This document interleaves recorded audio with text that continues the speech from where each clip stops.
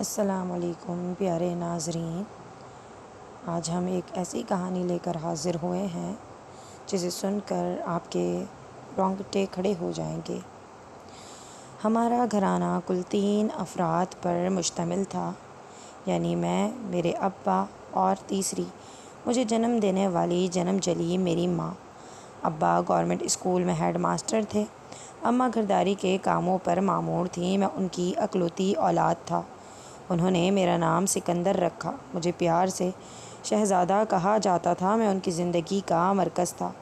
دونوں اپنی بساط کے مطابق میری ہر خواہش کو پورا کرتے۔